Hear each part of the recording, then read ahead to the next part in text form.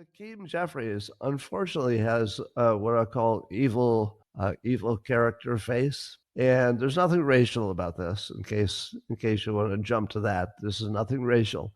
But his eyes look like he was created in a laboratory to be Doctor Evil squared.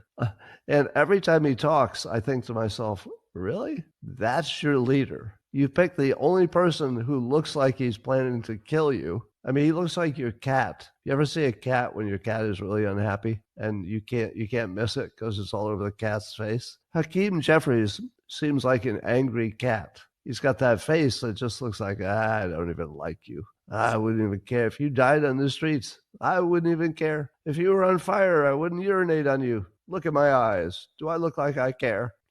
So, yeah, they're in complete collapse.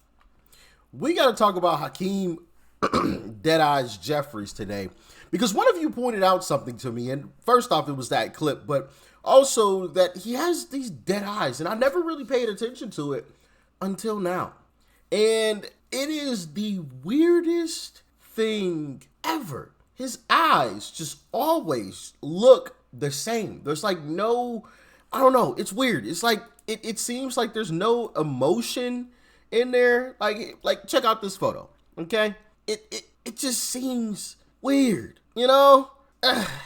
This just, you know. And the thing about it is, I never paid attention to his eyes. Not once have I ever been like, Hakeem Jeffries' eyes just look like, you know, like dead eyes or something. Like there's nothing there. Never paid attention to it because I'm always paying attention. And you guys have heard me talk about it time and time again. The way that he talks annoys the crap out of me because he's trying to do this Obama-like speech where he does these pregnant pauses and it doesn't seem natural. It's not good, right? There's a whole lot missing, right? Obama could do it. Hakeem Jeffries can't. It's just annoying when he tries to do it. You know, Donald Trump is a terrible person. And today, we have, like, it's like, come on, bro, stop. Obama could do it, you can't. Stop it.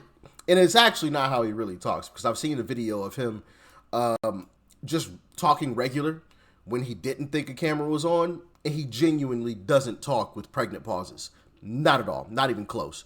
So I want to show you guys a couple of videos because other people are noticing this too now. Like this video right here. Like, look at his eyes. You know, like there's just something off about this guy. Something is off about this guy. You know, you guys remember when there were conspiracy theories on whether or not some of these politicians were wearing like the realistic, super realistic mask? You guys remember that? When all of that kind of stuff was going around, like, maybe Joe Biden's just wearing a mask. Y'all, actually, I think it really flashed off when Biden had came out and he looked super tall. You guys remember that? He looked really, really tall, just out of nowhere. Hold on, I'm going to see if I can pull that up, because that was absolutely wild stuff, and we still don't have an explanation for what happened there. I mean, even in like photos like this, like, what is that? I mean, it looks similar, but that doesn't look like the exact same guy, you know? And then here's the video of tall Biden. Like, what is going on here? Who is that? Look how much taller he is over Jill. So, if I remember correctly, that's when the rumors, and it kind of did look like he had on a mask there, especially when he smiled. Like, what is that? Like, does that look like Biden to you? I mean, it does, but something's off. You know, like, that could most definitely be one of those realistic masks. And I would not be surprised if it came out that that's what that was, because this guy looks a little too tall to be the real Joe Biden. But that's just me. Being a conspiracy theorist, y'all can let me know how you feel about it in the comments, all right? It almost just seems like, you know, maybe he's one of those types of folks. He's wearing the mask. We have the Republicans on the run on three core issues. They are on the run in terms of the economy. In fact, Donald Trump and Republicans are crashing the economy in real time. Donald Trump gave one of the most divisive speeches by a president in American history. 100 minutes. and he barely spent any time on the economy. Why? Because it's collapsing on his watch. They made promises with respect to lowering costs. Costs aren't going down. Yeah, I can't be tripping. I know I'm not tripping because one of y'all sent this to me. And it's something that I never even thought about it until y'all sent it to me. And I'm like, you might be on to something with that. You might be on to something. But on to what else I wanted to talk about with Hakeem Jeffries. And that is the fact that this guy in the Democrat establishment is most definitely on the ropes. They're on the ropes, man. I think the D.C. Attorney General issued a strong letter making it clear that, in his view, in the assessment of the authorities in the District of Columbia, whoever Donald Trump seeks to install allegedly to run the Metropolitan Police Department of Washington, D.C., has no authority, and that they should continue to take direction solely from the police chief of the Metropolitan Police Department in Washington, D.C. I thought that was a strongly worded letter. He cited a lot of statutory provisions. I think the Attorney General was exactly right. Now, I'm showing you that clip for a reason. And if you want to take a look, because I forgot what was going on during that time. There was a point in time before the election where, like, literally every video that, I was talking about a Democrat, I was taking you guys to the comment section of that person's video and just reading through and and every Democrat was getting absolutely cooked in the comments. Absolutely cooked. Okay? And that is basically what's happening in these comments. Matter of fact, let me see if I can pull up the actual YouTube video of this situation as well. But in the meantime, in between time, Jeffries, strongly worded letter, putting it in the shredder. A letter? Question mark. We are cooked, huh? I'm assuming this is big sarcastic, right? These people hide behind strongly worded letters to avoid actually doing anything. Uniparty. They're calling Hakeem Jeffries Uniparty. They're calling Hakeem Jeffries a part of the Uniparty. Goodness gracious. Wow. Okay. LMAO. That'll show him. Oh, here's a good one. I love this guy. Hakeem is weak. Pushover. Zionist. The most embarrassing man in the world. Oh, geez. They're exposing how much he's been paid over here. Sometimes I wonder if the Democrat Party leaders are GOP plants. What? Yeah. See. This is why Democrat poll numbers are in the trash. Hakeem who? Dems are useless. This is why y'all lost. Pathetic.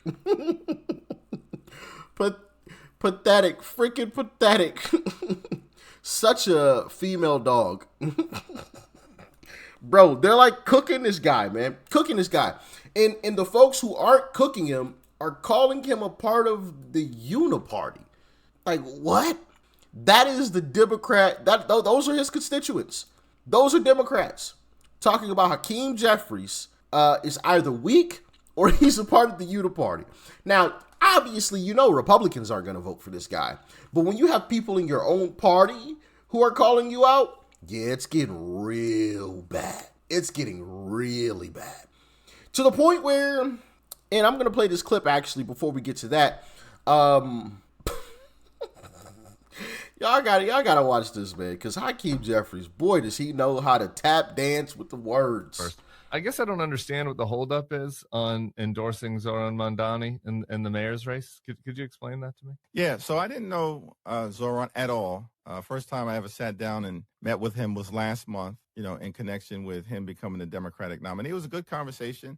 He was out in East New York in that part of the district. That's very important to me, very important to Brooklyn, very important to the city of New York. Often doesn't get a lot of attention. It was a candid conversation. It was comprehensive. And we were really having a community-focused discussion about the things that would matter to communities like East New York or Brownsville or the West End of Coney Island, Canarsie, working class neighborhoods traditionally and continue to be predominantly African-American and Caribbean-American, the things that would matter to them, as well as in the southern Brooklyn part of the district that I represent, which is predominantly Jewish. So that was a good conversation. It was an important one to have, right? I don't just simply endorse folks. based on no understanding of what the plan is to actually deliver and make life better for the people that I'm privileged to represent. Yeah. In that conversation, he asked me to put together a follow-up meeting with some community leaders in many of the neighborhoods that I represent, which I told him I would do. We're setting that in motion, should occur within the next few weeks. And then once that meeting takes place, along with some other conversations that he's having with members of the congressional delegation, and then I'll make a decision thereafter. Bro, yeah. That facial expression perfectly describes how I feel after listening to all of that. Huh? What? You just said a whole lot without basically saying anything at all. You could have said what you just said in like 2 sentences. Absolutely ridiculous, man. But you know it's getting bad when MSDNC. No, matter of fact, because they're rebranding. I almost made a video on this, but I never did. If you didn't know, MSDNC is rebranding to BS Now. Yeah. They're rebranding to BS. Well, okay. Technically, it's MS Now. But, you know, we gonna call it BS Now because that's all it is bullshit, okay? They're rebranding to BS Now. And so when you have BS Now coming out and saying that Hakeem Jeffries should be primaried, you're cooked. Because we know BS Now is a Democrat network. And we don't even have them on your side. Bye-bye. What is the issue then with Mamdani that you think breaks through that people like Hakeem Jeffries and the hosts of CNBC and the Bill Ackmans of this world don't get? I know the short answer is the capitalism part of it, but what is it about the mobilization of these people that they want and say that they would like and they say they need in order to win in 2026 and 2028, and yet somehow they're clueless to the fact that he has managed to do it? I mean, what happened to vote blue no matter who? Right. I mean, what happened? I was told that, and then as somebody who is a registered Democrat but was supportive of Bernie Sanders both times he ran, I can't tell you the amount of times that was shouted at us, and many of us did. An overwhelming majority of Bernie supporters did end up supporting the nominee. So this is a very unfortunate thing that Hakeem Jeffries is doing for his own political career, frankly, because in that primary, which was the largest turnout in the history of New York City mayoral primaries, Zohran Mamdani won in Hakeem Jeffries' own district by double digits, by around 12 points. Mm-hmm. So this is just basically a siren call for anybody in DSA or anybody who is closely associated with Zohran Mamdani to primary Hakeem Jeffries in his own district. I think that's going to be happening also in Dan Goldman's district, et cetera. What people don't understand, I think, about the pro-Palestine issue is that it's a litmus test for folks. If you can be brave and stand up against this genocide, then we can trust you on a variety of different issues. And Zohran didn't win in spite of his pro-Palestine position. He won a majority of Jewish voters because of it. Yeah. And that is what Jeffries is incapable of responding to as somebody who takes money from AIPAC. And it's why Democratic leadership is bogging down this party right now. We need a change in leadership, because if you can't harness this energy right now, you are basically saying we don't care if Donald Trump wins over and over again and this authoritarian takeover continues, because they're rejecting grassroots energy in favor of donors, and that's the core of the problem right now. We were talking about Gavin Newsom earlier. So basically the party wants to move closer to socialism, and establishment guys like Hakeem Jeffries, and you know, strangely, I was thinking about this earlier and it just popped back up in my head.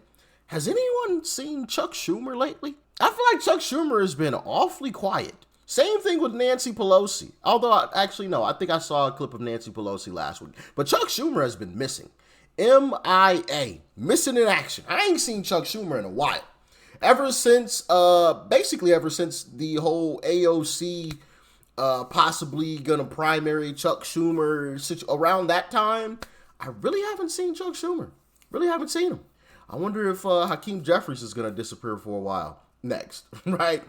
Sure. And I'm sure what's happening is they're going back behind the scenes and sitting down with party leadership and some other folks behind the scenes and trying to get their messaging correct so that they can stay in power, even though they call Trump a king, right? Dictator. But these folks have been in politics for all of their lives. Makes no sense, right? Makes absolutely no sense. But anyway, I wonder, what do y'all think? Will Hakeem Jeffries make it through? I don't know when he's up for re-election, but will Hakeem Jeffries make it through and continue to be one of the party leaders? Let me know. I think it's getting real ugly for Hakeem. I think it's getting real ugly for him. He's in a real sticky situation, and how he navigates over this next year or so is going to determine a lot. Actually, well, yeah, over this next year and a half, right, up to the midterms, I think after Democrats lose the midterms, he's cooked. He's absolutely cooked. Done. It's over. His political career is over with because his own party is beginning to reject him. But y'all let me know what you think about it in the comments. Y'all stay safe out there. Peace and love. I'm out.